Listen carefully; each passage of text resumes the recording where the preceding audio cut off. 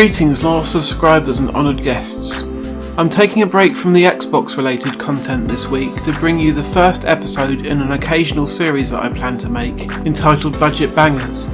In these episodes I will be revisiting games that may have been of questionable value at full price, or have been long since left behind by most, but are well worth going back to now, given just how cheaply they can be picked up.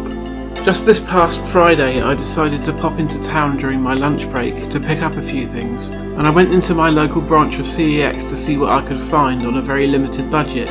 I came away with a couple of things, and you will see what else I got when I bring you my regular July pickups video. But this episode is dedicated to the PS4 game The Order 1886. I completely skipped over this game when it was released, but I heard the stories about how short it was, and how it was not worth getting at full price.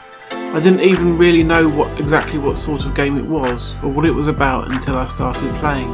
But I came away pleasantly surprised, and I feel that I got value for money. I spent £4 on my copy personally, but looking on eBay the going rate varies from around there to about £10 depending on condition. For these videos I'm going to consider £15 as the upper limit for considering a game to be a budget pickup, by the way. The Order 1886 was originally released back in 2015 and was published by Sony themselves, with development duties being handled by Ready at Dawn. Before working on this game, their most notable achievements would have been the 2 God of War entries for the PSP and then Daxter, so this was the first original IP that they would work on, and a pretty big deal. There was quite a lot of hype around the game before its release, and people were generally quite impressed with the E3 demos and trailers that came out beforehand. At first, opinion on the finished game was fairly positive, and it sold really well, becoming the best-selling game in the UK during the week it was released. But after a while, opinion started to shift a bit, chiefly because the story could be completed within about 8 hours, and there were no additional modes to bolster this. Spending £50 on a brand new title and then being done with it so quickly didn't sit well with many, and the game was punished for it as a result. The sales began to slow down, and just 1 month after the game was released, Sony had to cut the price by 33%. But for me the damage was already done, and I steered well clear of the game right up until now. The game is set in an alternative steampunk version of Victorian London, right around the time that Jack the Ripper was on the loose in Whitechapel, committing his spree of grisly murders. The order of the title are a group of knights that go by the same names of the classic Knights of the Round Table, and as the game goes on you will discover that these aren't just code names, but the knights are in fact the very same ones that accompanied King Arthur on his quest for the Holy Grail, and it is the restorative properties of the water held within the Grail that has given them their unnaturally long life. They're not immortal, but should they be grievously wounded in battle, they can take a swig from a vial around their neck that contains the black water as it is known, bringing them back from the brink. For reasons that you are not privy to until later in the game, Galahad, aka Grayson, is incarcerated in prison and is being tortured until he makes an escape attempt, which doesn't appear to go very well. The story then rewinds all the way back to much happier times as you control Galahad and set off on a mission with Lady Igraine to capture or kill Bedlamites that have escaped from the mental institution. It is not long before you discover that the sanitarium has become infested with half-breeds, a form of werewolf that you will come up against several times throughout the story. These encounters with the werewolves were very cool and creepy when they happened, but I thought they were a bit underutilised. Most of the time you are putting down rebels instead, who are your very standard enemy fodder, comprised of your typical scrub enemies, snipers, shotgunners and so on. The bulk of the gameplay is fairly typical third-person cover shooter style stuff, not quite in the same league as Gears of War, but I would say it's definitely an improvement over Fuse, and more or less on par with Binary Domain. For the most part, the range of enemies and the types of encounter you are thrown into are fairly standard and lack in creativity a bit. I did think the enemy AI was fairly good though, and it definitely keeps you on your toes during the more frantic battles. Some of the bigger battles throw 30 or more goons at you in increasing ways, and a few of these did take me multiple attempts to survive them.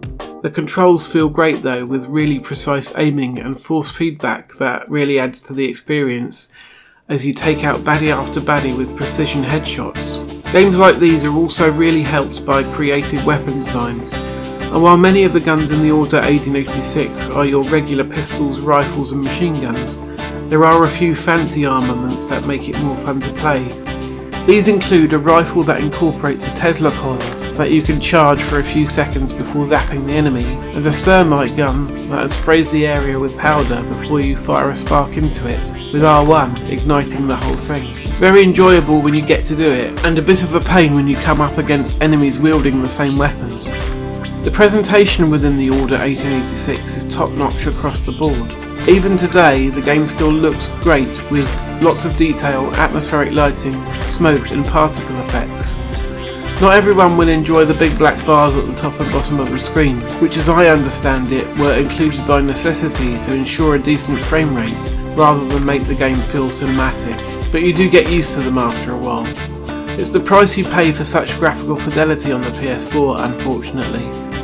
Of course, the PS5 could probably run the game at 60 frames per second in full screen, but the chances of Ready at Dawn going back and optimising the game for the new console are very slim at this point.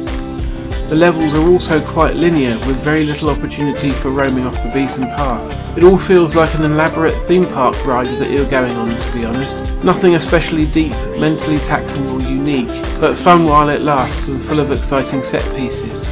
I recognised Graham McTavish and Yuri Lowenthal among the voice cast almost straight away, but really all of the cast turn in great performances.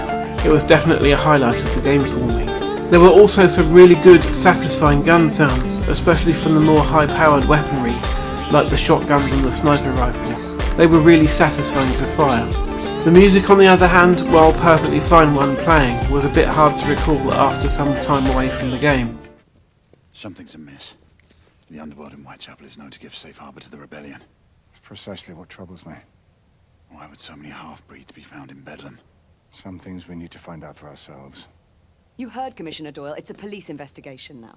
Knights do not relinquish their authority to bureaucrats. Percival is right. This matter should be brought before the council.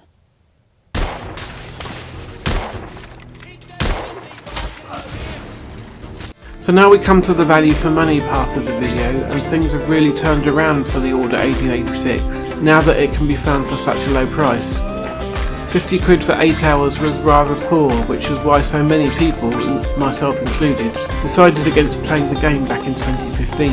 At £6 to £10 it is a rather easy recommendation though. You can pick it up, play through the entire thing in the course of a weekend like I just did, and then move on to the next thing. If you did want to earn a platinum trophy, you would squeeze a few more hours out of it. I'm glad I finally did play this game despite it making almost no impact on me when it came out.